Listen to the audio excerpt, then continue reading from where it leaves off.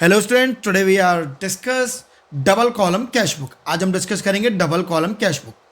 तो सबसे पहले हम देखते हैं डबल कॉलम कैश बुक का फॉर्मेट। तो हमारा फॉर्मेट क्या होगा? Date, particular, LF, cash. आपने जो देखा था लास्ट लेक्चर में, जो हमने कैश बुक देखी थी, वो हमने देखी थी सिंपल कॉलम कैश बुक। और सिंपल कॉलम कैश बुक में हमने क्या देखा था? Debit side receipt and credit side payment. यानी कैश आ रहा होता है तो हम रिसिप्ट साइड नोट करते थे, और कैश जा रहा होता है तो हम पेमेंट साइड रिकॉर्ड करते थे। क्लियर? अब ऐसी और कौन सी चीज़ है जिसे हम कैश की तरह यूज कर सकते हैं? तो उसका आंसर है चेक। इट मीन्स चेक को हम कैश की तरह यूज कर सकते हैं। अगर हम किसी से पैसे लेने हैं तो हम चेक भी ले सकते हैं, और किसी को पैसे देने हैं तो हम चेक इशू भी कर सकते हैं। क्लियर? आजकल हम लोग देखते हैं जो हमारा करंट एरा है उसमें ऑनलाइन बैंकिंग बहुत ज़्यादा हो गई है। आप देखते हैं कि हम किसी को भी अपने फ़ोन से पे कर देते हैं, लेकिन वो ट्रांजेक्शन कैसे रिलेट होते हैं? हमारे बैंक अकाउंट से। क्लियर? तो अब हम क्या करेंगे? चेक को भी बिल्कुल कैश की तरह यूज़ कर सकते हैं, रिसीव में और पेमेंट में। क्लियर? अब फॉर एग्जाम्पल मेरे पास कैश में 2 लाख रुपए हैं और बैंक में 3 लाख रुपए हैं। इट मीन्स मेरे पास कितने टोटल है? 5 लाख रुपए। कैश में 2 लाख और बैंक में 3 लाख, तो टोटल 5 लाख हो गए।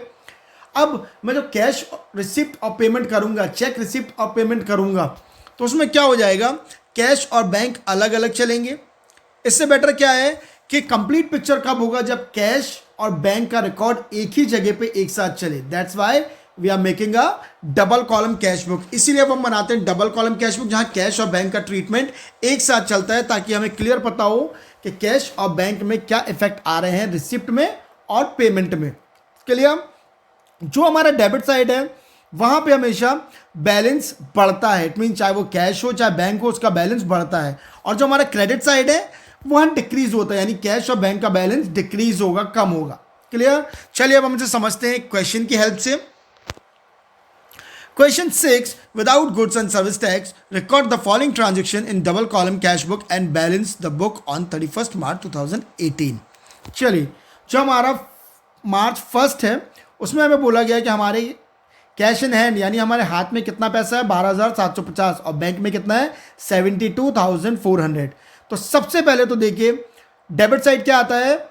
हमारा जो बैलेंस बढ़ता है, तो ऑलरेडी हमारे पास जो लास्ट ईयर का बैलेंस है वो कितना है? 12,750 कैश में और 72,400 बैंक में।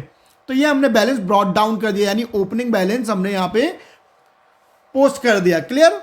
अब देखिए हमने 2018 मार्च 1 में हमने ओपनिंग बैलेंस रिकॉर्ड किया, कैश में 12,750 और बैंक में 72,400। क्लियर? चलिए अब हम देखते हैं हमारा सेकंड ट्रांजेक्शन। हमारा सेकंड ट्रांजेक्शन हुआ है मार्च 4 को। कब हुआ है? मार्च 4 को, जिसमें हमें क्या है बोला गया है? Receive from Asha cash 1200। हमें आशा से कैश रिसीव हुआ है 1200, और चेक रिसीव हुआ है 3200 का। Allowed discount 400। यहां पे हमें डिस्काउंट का अभी कोई रोल ही नहीं है, क्योंकि हमें सिर्फ फोकस करना है कैश बैलेंस और बैंक बैलेंस पे। इट मींस जब हमें कैश रिसीव हुआ तो हमारा कैश बैलेंस कितना बढ़ गया? 1200, और चेक रिसीव हुआ, इट मीन बैंक बैलेंस कितना बढ़ गया? 3200। और हमने बताया था कि जब भी हमारा बैंक या कैश बैलेंस प्लस में जाएगा तो वो रिकॉर्ड होगा डेबिट साइड। अब आप देखिए March 4 to Asha account, Asha account हमने डेबिट साइड रिकॉर्ड किया। कैश में कितना बढ़ गया? 1200, देख रहे हैं आप डेबिट साइड, और बैंक में बढ़ गया 3200। Clear? Let focus on third transaction. हमारा थर्ड ट्रांजेक्शन है paid salary to staff by cheque 25,600। अब हमने क्या किया? स्टाफ को सैलरी पे किया है, लेकिन चेक से पे किया है। कितना पे किया है? 25,600। क्लियरली यहां पे दिया है पेड हुआ है।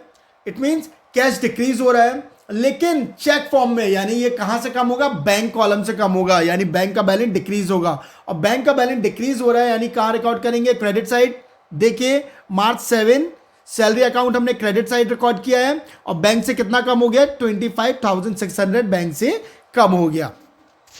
चलिए let's moving on. Next transaction, हमारा नेक्स्ट ट्रांजेक्शन है मार्च 9 का, जिसमें बोला गया withdrawn cash from bank for office use. हमने कैश विड्रॉ किया है बैंक से, कितना? 21,900 ऑफिस यूज के लिए, मार्च 9। तो सबसे पहले ये हमारी एंट्री होगी कॉन्ट्रा एंट्री। चलिए हम सबसे पहले समझ लेते हैं what is contra entry. Some transaction are recorded in cash book or bank book ठीक है. Some transaction are recorded in our cash book and bank book. Balance of one decrease and that of the other increase. Due to such transaction are entered on both side of the cash book. Such entries are known as contra entry. Is denoted by C. Contra entry वो entry होती है जहां bank और cash एक साथ use होते हैं. कैसे यूज होते हैं? फॉर एग्जाम्पल, हमसे बोला गया कि हमने बैंक में पैसे डिपॉजिट किए. इट मीन्स बैंक में जब पैसे डिपॉजिट कर रहे हैं तो बैंक का बैलेंस इंक्रीज हो रहा होगा और हमारे कैश का बैलेंस डिक्रीज हो रहा होगा. तो हमारी जर्नल एंट्री क्या होगी? Bank account debit to cash. तो बैंक का बैलेंस बढ़ रहा है, it means debit side bank में बैलेंस बढ़ जाएगा और क्रेडिट साइड कैश में बैलेंस कम हो जाएगा. यानी यहां पे बैंक और कैश दोनों ही यूज हो रहे हैं. वन साइड इंक्रीज हो रहा है और अनदर साइड डिक्रीज हो रहा है. इसलिए इसे हम डोनेट करेंगे सी से. ये हमारी कौन सी एंट्री होगी? Contra entry. चलिए हम समझ लेते हैं एग्जांपल के थ्रू. यहां पे एक एग्जांपल है कॉन्ट्रा एंट्री का. जनवरी 4 में देखिए इन्होंने बोला है 2000 from office and deposit in bank. ठीक है, हमने 2000 रुपए बैंक में डिपॉजिट किए, यानी एंट्री हुई होगी बैंक टू कैश. अब आप देखिए जनवरी 4 को बैंक में कितना कैश बढ़ गया? 20,000. देखिए बैंक कॉलम में हमने 2000, बैंक कॉलम में हमने 2000 इंक्रीज कर दिया. कैसे बढ़ा? कैश के थ्रू. और सेम डेट पे 4 जनवरी को अब आप देखिए बाय बैंक में हमारा कितना कैश चला गया? 2000. यानी 2000 से हमारा कैश कम हो गया और 2000 से हमारा बैंक बैलेंस बढ़ गया. क्लियर? अब आप देखिए दोनों जगह जनवरी 4 की एंट्री हुई है. डेबिट साइड टू कैश करके बैंक बैलेंस बढ़ गया और क्रेडिट साइड बाय बैंक करके कैश हमारा कम हो गया. इससे हम कहते हैं कॉन्ट्रा एंट्री. चलिए वापस आते हैं अपने क्वेश्चन पे. अब हम वापस देखते हैं हमारे 9 को. Withdrawn cash from bank for office use.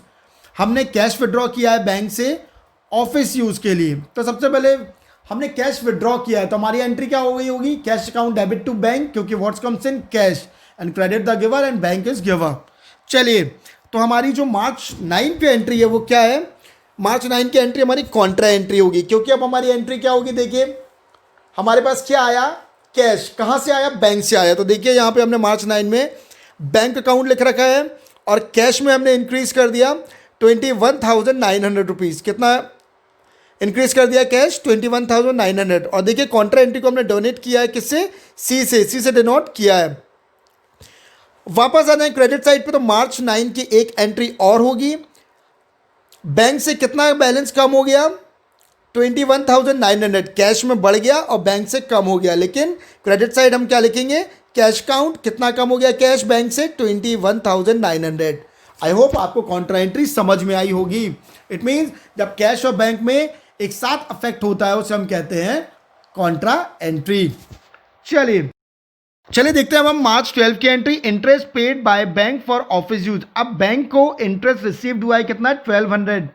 देखिए इसी के पहले हमने क्या किया था? विड्रॉ किया था cash from bank for office use. Office use के लिए बैंक से पैसे विड्रॉ किए थे. अब हम उस पर बैंक को इंटरेस्ट दे रहे हैं कितना? 1200. तो अब बैंक में 1200 रुपए आ रहे हैं. It mean bank balance increase हो रहा है. तो देखिए डेबिट साइड हमने क्या लिखा? मार्च 12 बैंक इंटरेस्ट और बैंक में 1200 बढ़ गए, यानी 1200 बैलेंस इंक्रीज हो गया. चलिए मार्च 16 की एंट्री देखते हैं. Purchase furniture in cash. अब हमने फर्नीचर परचेज किया कैश से. कितना? 16,500 का. इट मीन्स जब हमने फर्नीचर परचेज किया किससे किया? कैश से. तो हमारा कैश कितना कम हो गया होगा? 16,500. तो यहां पे देखिए मार्च 16 फर्नीचर अकाउंट कितना कैश कम हो गया? 16,500. उसके बाद देखिए March 21 paid Mohan and company by cheque discount receive 110,900. अब हमने मोहन एंड कंपनी को पेड किया है 10,900 और हमें 100 रुपीज़ का डिस्काउंट मिला है. डिस्काउंट का भी हमें कोई भी रोल नहीं है. क्यों? क्योंकि अभी हमें सिर्फ फोकस करना है बैंक और कैश पे. तो हम देख रहे हैं हमने कितना पे किया है मोहन एंड कंपनी को? 10,900. कब किया है? मार्च 21. अब आप देखिए मार्च 21 को हमने मोहन एंड कंपनी को कितना पे किया है? 10,900. क्लियर? लेकिन किससे किया है? फिर से देख लीजिए. Paid Mohan and company by cheque. Cheque से पे किया है तो बैंक से हमारे कितना बैलेंस कम हो गया? 10,900. कितना कम हो गया? 10,900. चलिए अब हम आ जाते हैं मार्च 24 पे. Proprietor withdraw from office cash for his personal use. अब जो प्रोप्राइटर है उसने अपने पर्सनल यूज के लिए कितना विड्रॉ किया है? 11,600. कितना विड्रॉ किया है? 11,600.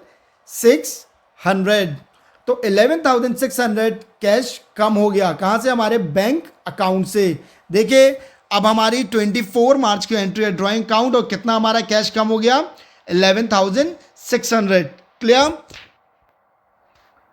मार्च 29 पे आ जाते हैं। Sold goods to Manoj for cash 14,800। हमने मनोज को गुड्स सोल्ड की और हमें कितना कैश रिसीव हुआ? 14,800। यानी मार्च 29 को कितने से कैश इंक्रीज हुआ? 14,800 से। देखिए मार्च 29 को 2 सेल्स और हमारा कैश कितने से इंक्रीज हुआ? 14,800 से। चलिए लास्ट एंट्री पे आ जाते हैं। Deposit office cash into bank. अब हमने डिपॉजिट किया है कैश बैंक में, कितना? 21,200। अब जब हम बैंक में डिपॉजिट करेंगे तो हमारी एंट्री क्या होगी? Bank account debit to cash, because debit the receiver, यहां पर रिसीव कौन कर रहा है? Bank, and what goes out? Cash. अब आप देखिए ये भी हमारी कॉन्ट्रा एंट्री होगी क्योंकि बैंक और कैश में एक साथ इफेक्ट हो रहा है। कैसे? बैंक बैलेंस हमारा 21,200 से बढ़ गया कैश करके, और क्रेडिट साइड बैंक में हमारा कितना कैश चला गया? 21,200।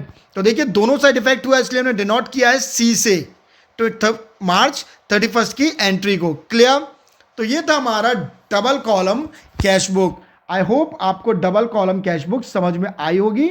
हाँ, आगे वाले हमारे नेक्स्ट लेक्चर में हम डिस्कस करेंगे ट्रिपल कॉलम कैश बुक और पैटी कैश बुक। क्लियर? तब तक के लिए थैंक यू।